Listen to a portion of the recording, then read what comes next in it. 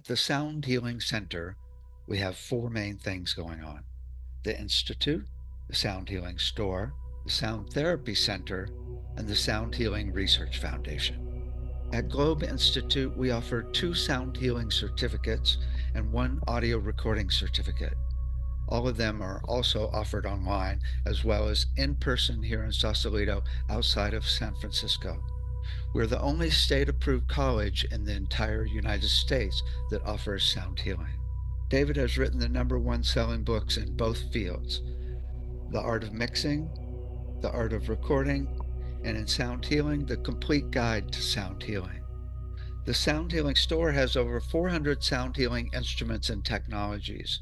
We also have a physical store where you can experience everything. In the store, we've got over 100 CDs and downloads. We've got all of my books.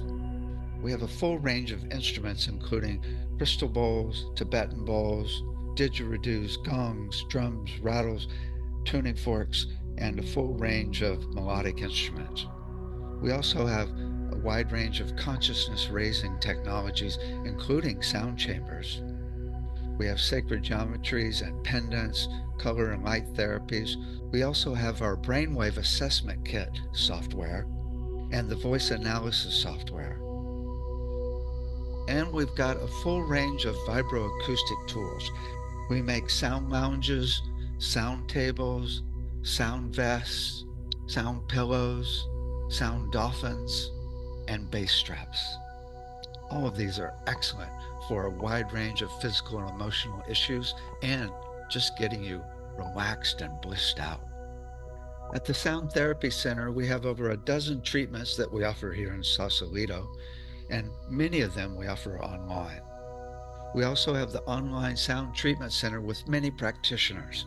We use a program that's way better quality than Zoom. Go to Sound Treatment Center to check out the practitioners and to book a session. At the Sound Healing Research Foundation, you can find over 1,000 clinical and student papers categorized for easy searching. You will also find the Medical Sound Association with over 1,000 doctors and sound therapists meeting bi-monthly to create treatment plans for a wide range of issues. These 30-page treatment plans are an excellent resource if you're working on a specific issue for yourself or a client. Check out medicalsoundassociation.com, where you can also join and attend our bi-monthly meetings. Finally, we have the Sound Education Association. We got a grant for $100,000 to bring our curriculum into 2 Montessori schools. With over 100 teachers and administrators, we've created over 2,500 exercises for kids from 3 months up to 18 years, all based on the books on brain development. We're now expanding the curriculum and creating schools around the world. Check out soundeducationassociation.com, where you can also join for free. You can find everything at soundhealingcenter.com. You can also email us at david@soundhealingcenter.com or call 415-777-2486. Now enjoy the podcast. Hi there. This is David Gibson. Welcome to our podcast. Today we're doing a show on sound for anger. So before we get started, let me show you some of the things happening at the Institute. We do have my new book, Sound Loving Relationships. You go to soundlovingrelationships.com and you'll see it there. It's all about how to bring more love into your relationships, deal with challenges, and also be whole on your own. We also now have vibrating car seats, so you can get car seats installed into your car and be blissed out while driving. vibratingcarseats.com. We also have our weekend intensive here in Sausalito, just outside San Francisco, coming up this, not this weekend, but next weekend, January 25th and 26th. It's a really good overview of how sound healing works physically, mentally, emotionally, and spiritually. It's only $240. And then we also have our open house actually tomorrow here in Sausalito on Sunday, January 19th. and that's from 1 to 5. You'll get blissed out. We'll put everybody on the sound table, sound lounge, and talk about how it all works in the body and in the universe. We also have our in-person classes starting this week. They actually start this Wednesday, January 22nd, and it's mostly Monday and Wednesday nights with half of the program online. So you can start the online portion anytime, and that's our state-approved certificate program. But we also have the full program online as well. That starts again February 4th, and it's Tuesday and Thursday nights with Saturdays 10 to 1 Pacific time. You can always watch videos if you can't make the times as well. And this week we've got a recording certificate program starting. That starts this Tuesday, the 21st. It's all about recording, mixing, and producing, and it's 1 day a week from 12 to 2. Again, you can always watch videos. We also have our next voice analysis software training on February 2nd. You have to buy it by January 25th, though, because there's a little studying to do. And it's all about how to actually find, based on the voice, different issues based on what notes are missing in the voice. And you can do it online, you can do it over the phone. You can also get a treatment to test it out at voiceanalysisharmony.com. And we've got our brainwave software that you can get at any time at yourhomenote.com. Okay, that's what we have going on around here.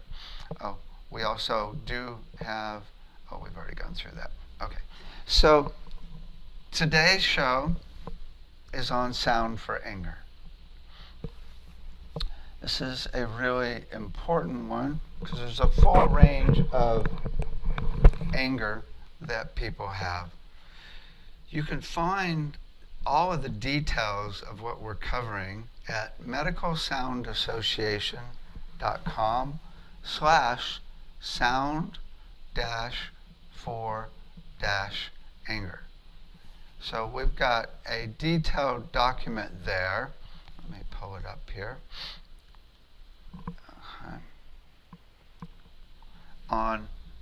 It's about a 30-page document that our doctors, 1,000 doctors and sound therapists have helped put together. And let's begin and go through it. Our intention for today's show is that everybody might have the seed of anger completely resolved into peace. So no one ever has to get angry again, and also learn compassion. That's the ultimate antidote. Okay, let's look at the basis of anger. So anger is an emotion, a natural instinctive response to threats. It's a natural response.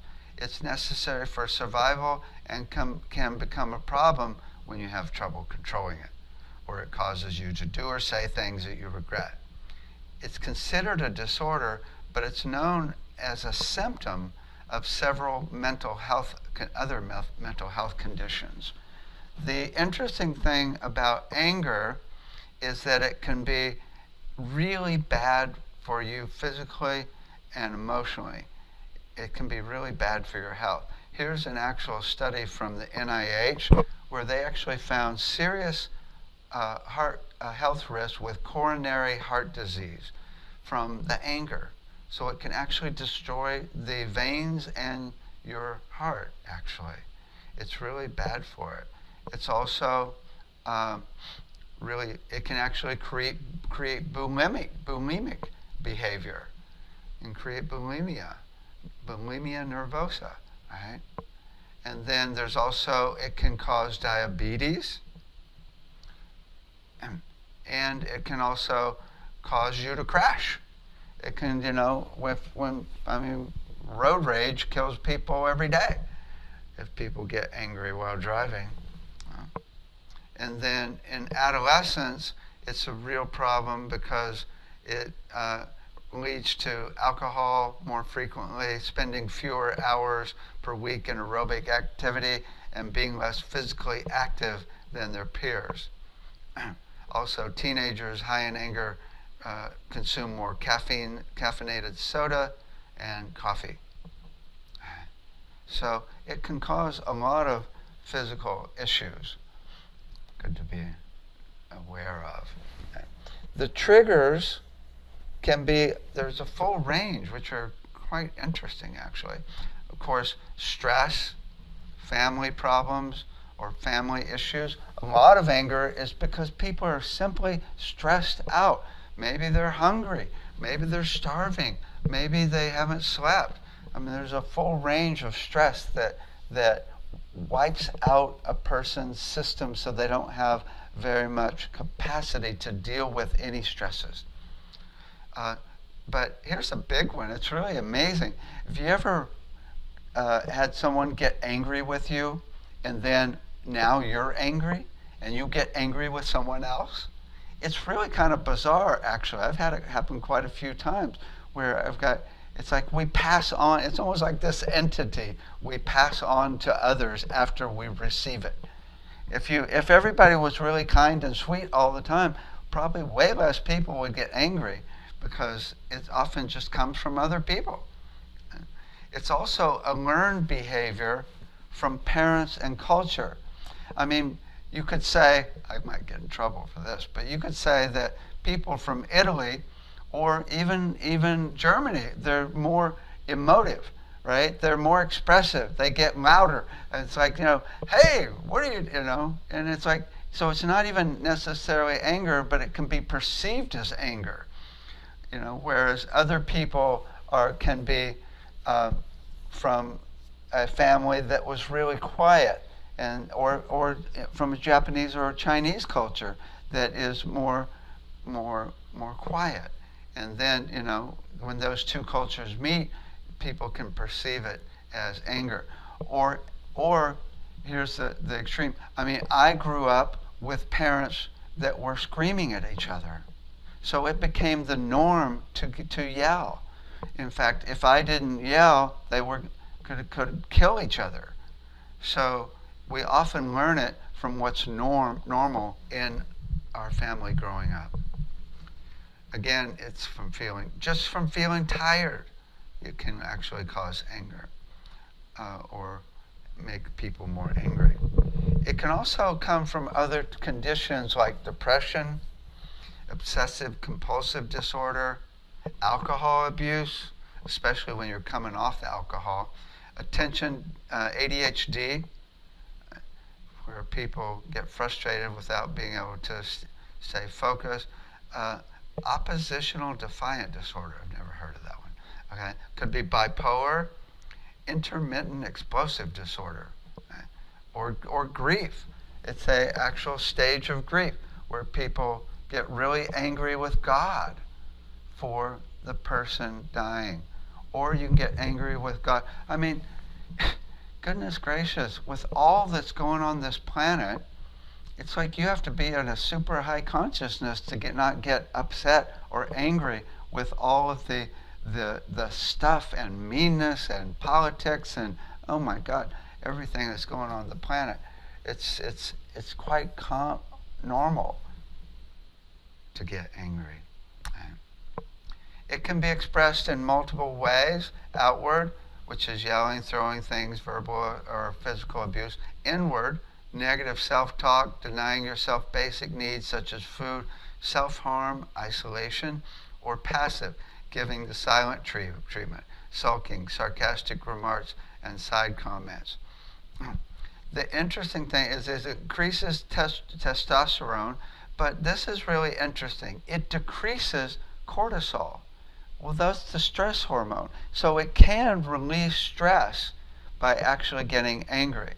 It can, if the anger triggers more upset and anger and problems, though, that can create more cortisol right there. Increases blood pressure, heart rate, muscle tension, emotional irritability and frustration.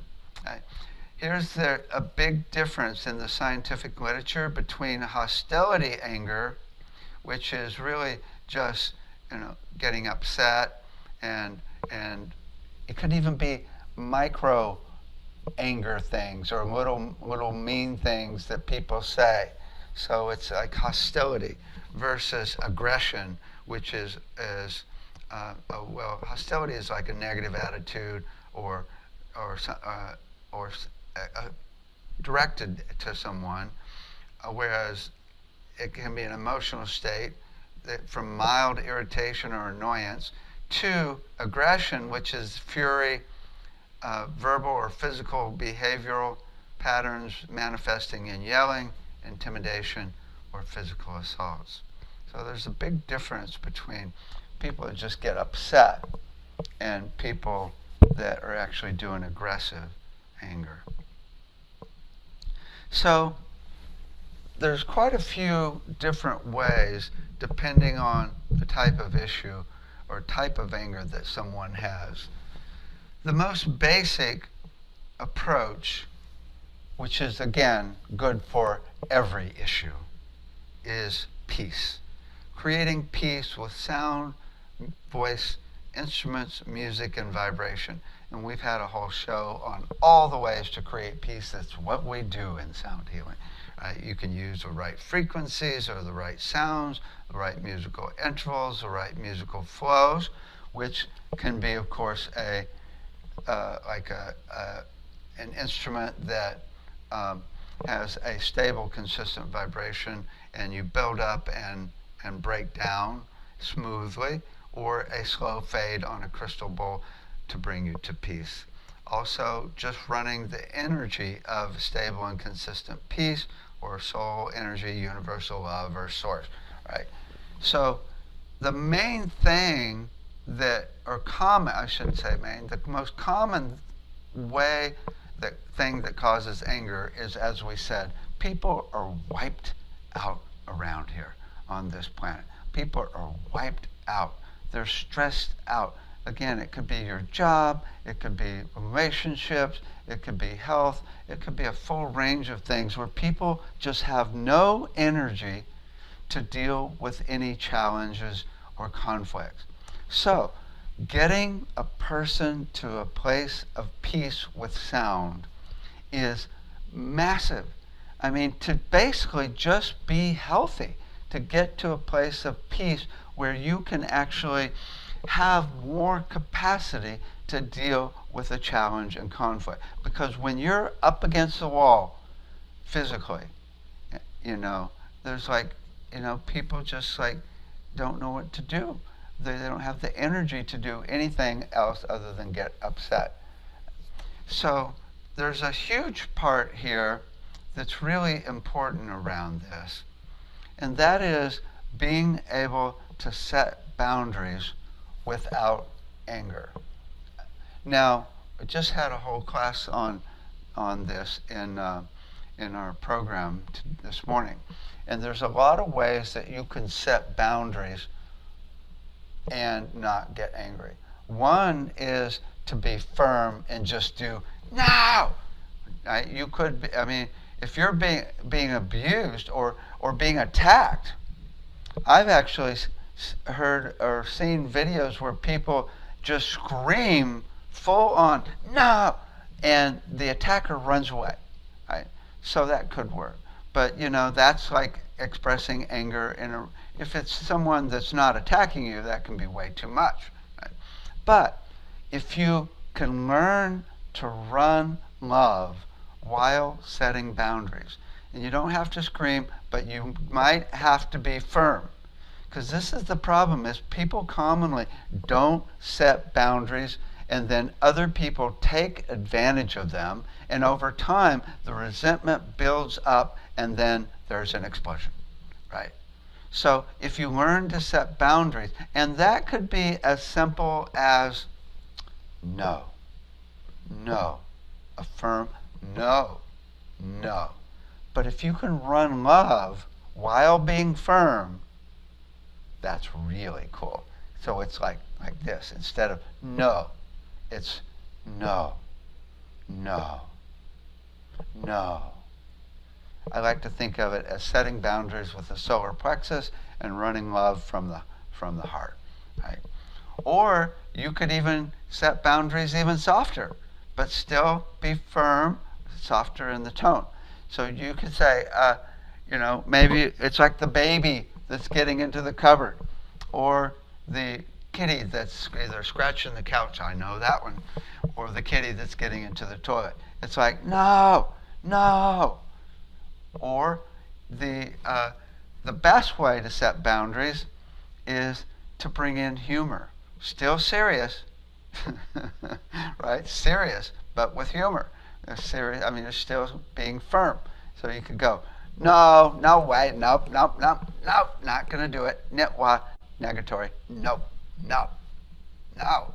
And then if you have to be a little more firm, and it doesn't come across, you can go for it. So those are some really important things that can stop things from building up, so you don't get angry, is to learn to set boundaries. Now, there's a whole nother area that's really important other than getting people to a place of peace, and that is expressing the anger.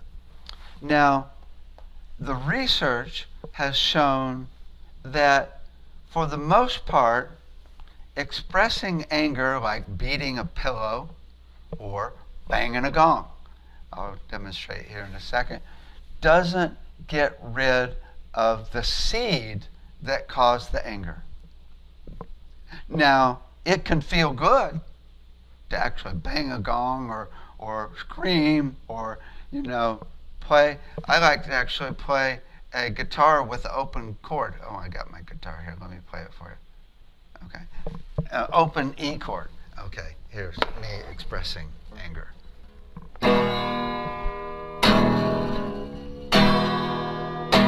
Especially good if you got a really loud amplifier and an electric guitar, right? Because any way you can express anger without hurting yourself or hurting others with sound is really cool. Now, I really like again, it's not getting rid of the seed. We'll get to that though. But here's the deal. If you are stuffing it, and this is really common, especially in some other cultures or families where you cannot express yourself, just be silent. Don't be heard. Right? Be quiet. And then, or you're in a relationship and you don't have the willpower, or it could even be dangerous to express yourself. So you stuff it. You stuff all of your anger. Well, then, to express it by beating a pillow or banging a gong can be really cool, because now you got the problem of not being able to express any emotions. You are stuck, and that will kill you. I mean, that's like a cause of cancer, I believe. Right? So, okay. So let me give you an example here of actual gong. Because gongs, not only can you play them loudly, you can also scream with them. Let me give you kind of an example here. Here's a 60-inch gong. So this is really, really cool. Check this out.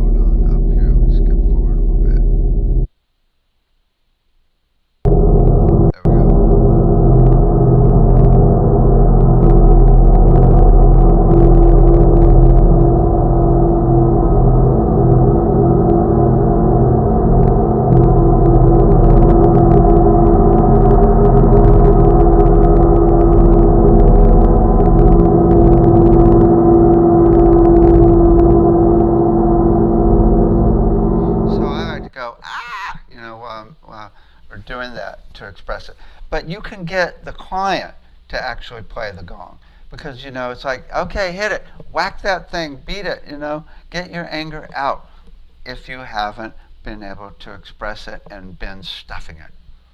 But again, this is not going to get rid of the seed of the anger. The trick is, the whole thing is to really go back to what caused this. And it could be abuse as a child or abuse at any time in your life, but it's commonly not being respected. You know, there's so many different cultures, or I should say just being black in the US. It's amazing how blacks are treated, or being gay, right? There's so many different cultures, alternative cultures, that are treated without respect at all. And over time, this can be intense.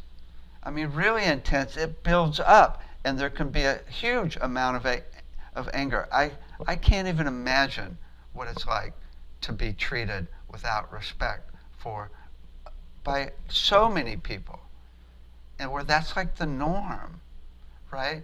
That can create huge amount of anger. So then, again, if it's with me, it was my parents not. I mean, I worked so hard to be sweet and kind and loving and help resolve the conflict, which happened every week as a child, and never got any thanks, never got anything back from it, and was treated like crap. Completely disrespected and not seen. That can really build up in a person, right? So the trick is to go right to that core of where you have been done wrong. Sometimes it's even in your DNA. It's ancestral. It's been going on with your father and mother and great-grandparents, I mean, for thousands of years, not being treated well. So it's built in. It's already in your DNA. So then the trick is, once you get to that seed, to actually really forgive. Forgiveness is the best, but also just to see that that's the cause.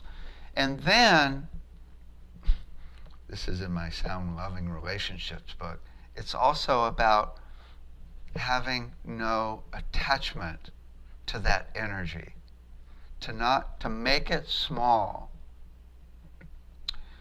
The main thing that's really important with anger is to know that when you get angry, you're hurting yourself intensely, from what we were just talking about. It's like that one quote. Let's see. Let me find it. I think it's from the Buddha, actually. It's a quote from Buddha. Let's see. Here we go. Holding on to anger is like drinking poison and expecting the other person to die. Or even expressing anger to someone is like drinking poison and expecting the other person to die. You're just hurting yourself, right? So you go to that seed. We'll come back to compassion. It's really the ultimate answer. So expressing can be good, and you can do it, with a lot of different instruments. You can actually just make a sound of the anger. You can, actually I've found that if I scream any more at all, if I scream at all, my neck actually gets really sore. So I can't scream without hurting myself really badly. And so thank God's kind of like put that in, so that's helpful. So you can actually, do rattles and shakers. You can do, you can dance it off. Movement is really helpful with sound. You can also scream to be in your power, or you can actually scream and slowly shift it. This is really cool because, instead of just expressing it, you can actually express it and shift it. So you might go,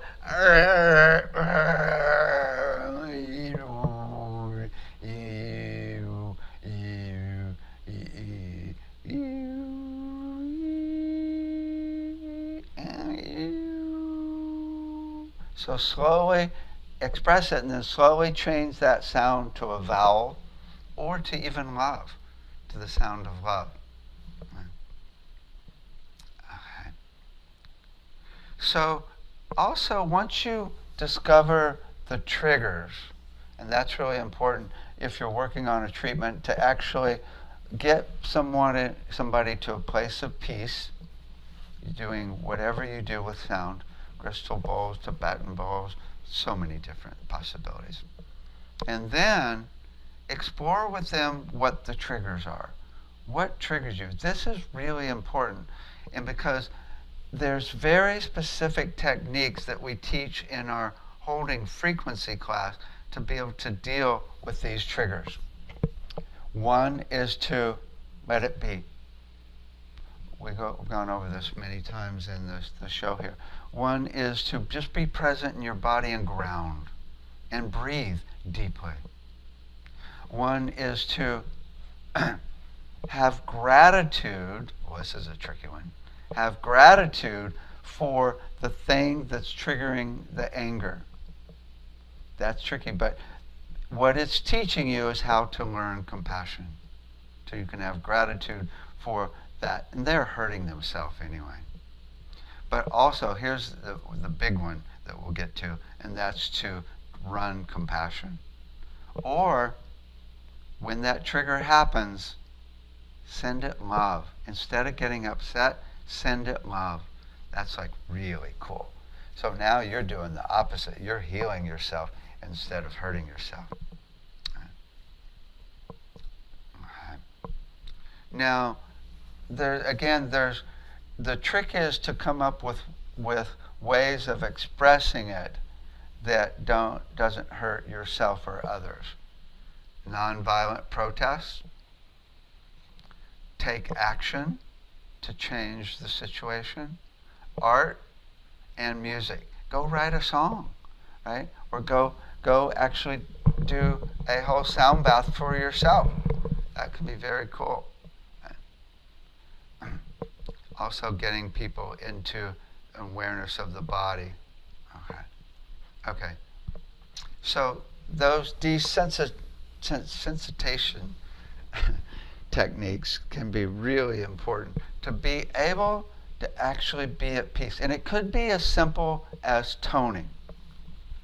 I mean, if you've got a difficult situation that's triggering you, just to do any vowel.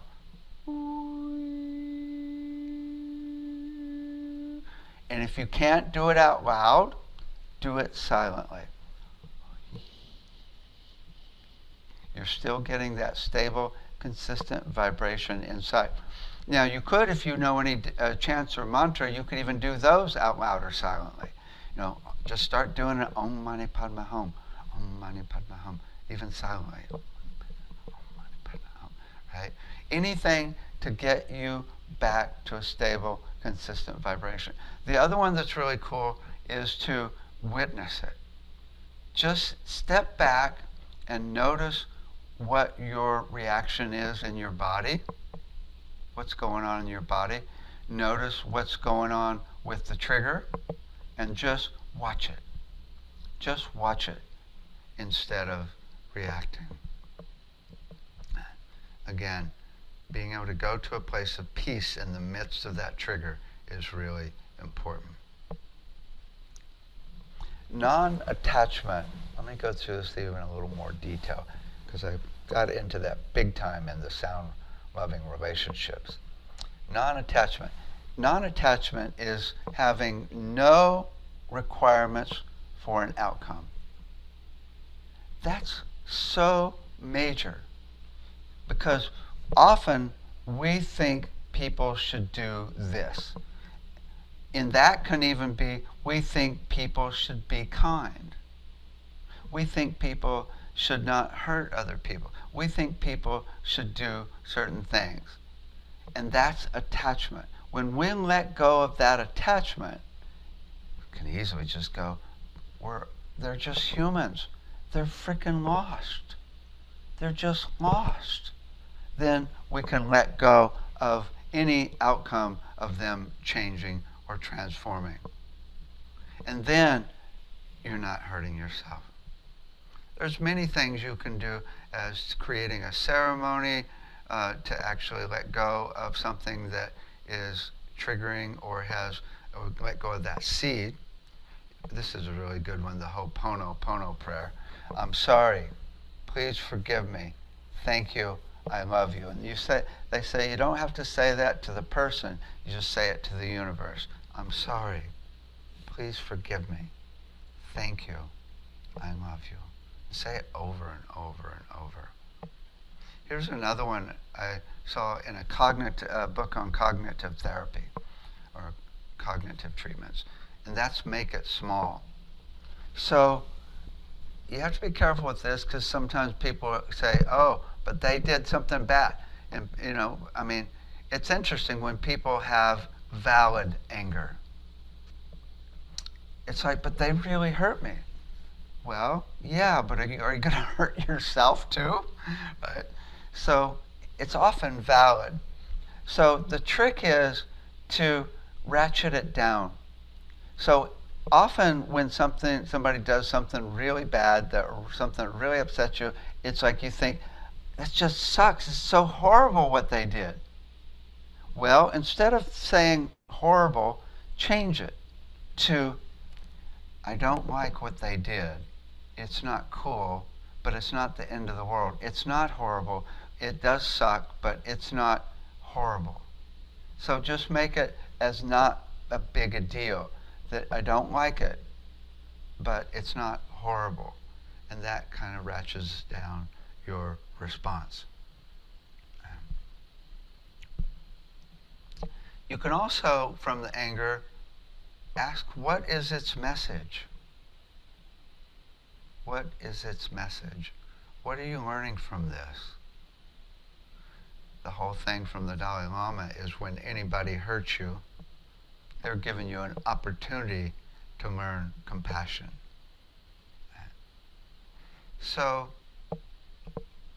if you can go to a higher perspective of universal love, like we did in the last class or last show, or even go to source, it resolves everything. It just completely goes away. Now, there are different types of anger that are approached differently, and I've already talked a bit about these.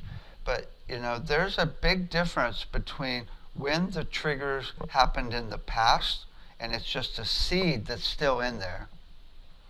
But when someone's being abused ongoingly,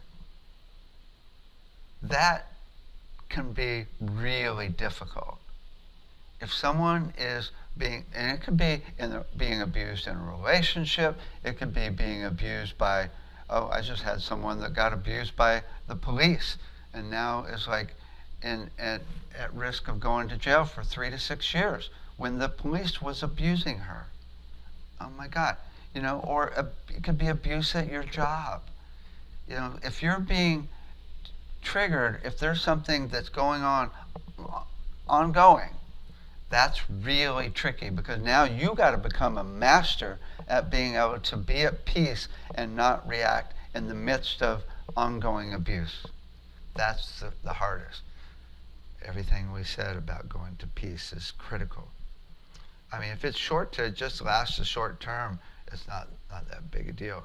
But also just really notice whether there's only one thing worse than anger, and that's shutting down and feeling nothing. There's the worst of all. So, okay.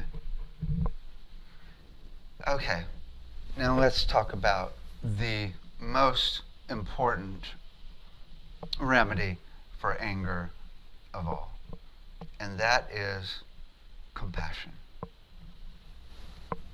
When you learn to switch anger to compassion, then it doesn't even get in. It's really so important. And we've had many shows on compassion, but let me go over the highlights of how to do compassion. One is why are they doing what they are doing? Why are they hurting you? Well, generally they are lost. And they're lost because they're entrained into the mass consciousness on this planet of selfishness, greed, and again, they might just be stressed out to the max. But it's normal to run this energy of selfishness and and to try to, and when that's happening, it's easy to get angry at someone who's trying to actually manipulate you. Right? So, but it's not their fault. They're entrained into these patterns. Again, not only just society and parents, but ancestors. Ancestors have been running this crap for thousands and thousands of years. It's in their DNA. Right? So to realize it's not their fault is really important. And if you run the energy or sound of compassion along with the energy, it's like a deep, powerful, sweet sound. It's really just the same as love, really. It's really just the same as love. When you go to it and you realize they're just lost. We all get lost sometimes. And you just run love, then it's easy to forgive them. So you can also see them as a baby, a beautiful baby full of spirit. But also just know that source and spirit is totally right in front of you. It's just not right at the surface, but it is not far from the surface. It is not far. It's these patterns that are hiding it. They are God. They are God. They are a part of you. Right? So when you can learn to run this energy of compassion and know that they don't want suffering just like you, they want happiness just like you, they are the same as you. They are just lost. That's really the ultimate antidote to anger. So I want to play a recording of a group of 30 people toning the energy of compassion. Okay? So think of all the people that have hurt you or triggered you. And let's send the sound of love and compassion to them with these sounds of everybody else toning compassion. Okay? So tone along and send it to all those people, including whoever created the seed, and transform this anger that's rampant on the planet. Okay? Here we go. The sound of compassion.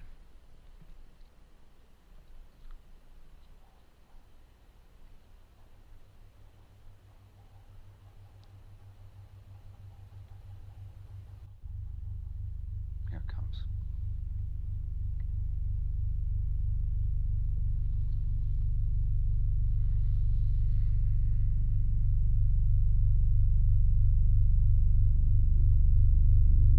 Tone along.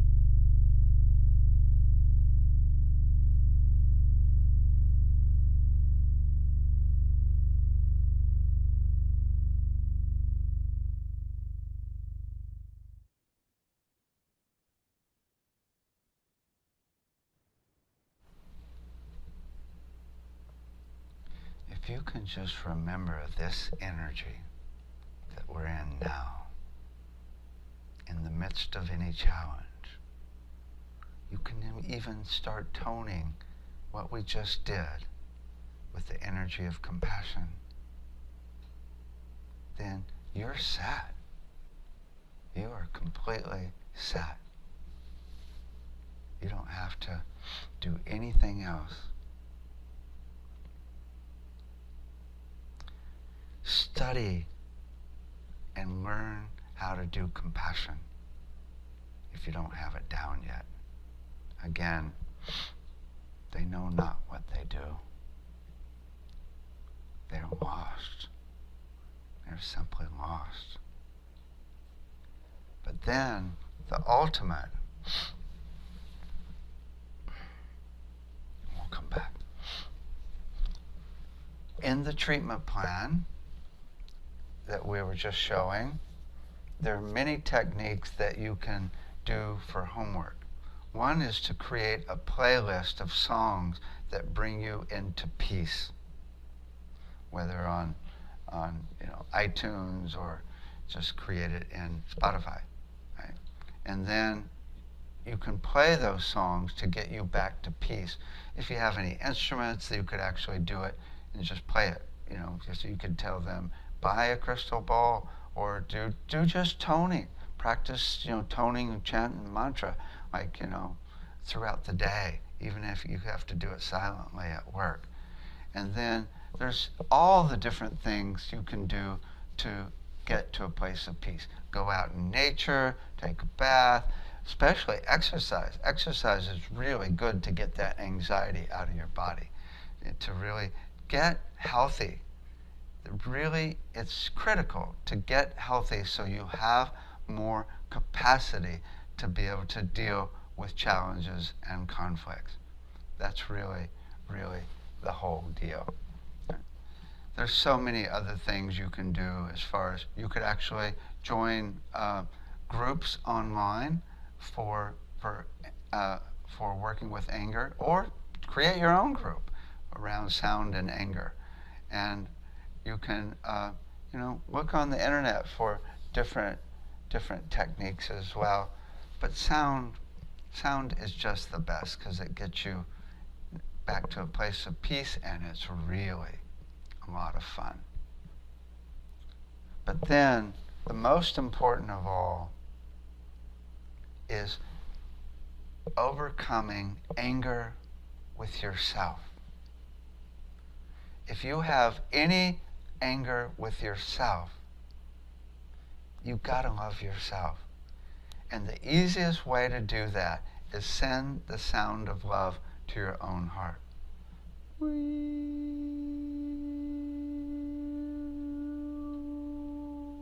That's so important, to not be upset with yourself. Here's another tricky one that's really interesting. And I've seen a lot of movies, it seems like, in the last year or so about this. And that is being angry with God. God created the universe with a lot of chaos to help us grow. It's all perfect. So all this chaos and weirdness that triggers anger is perfect because it creates growth. It's not a mess when somebody dies that unfairly. It's all perfect to create more growth and learn compassion.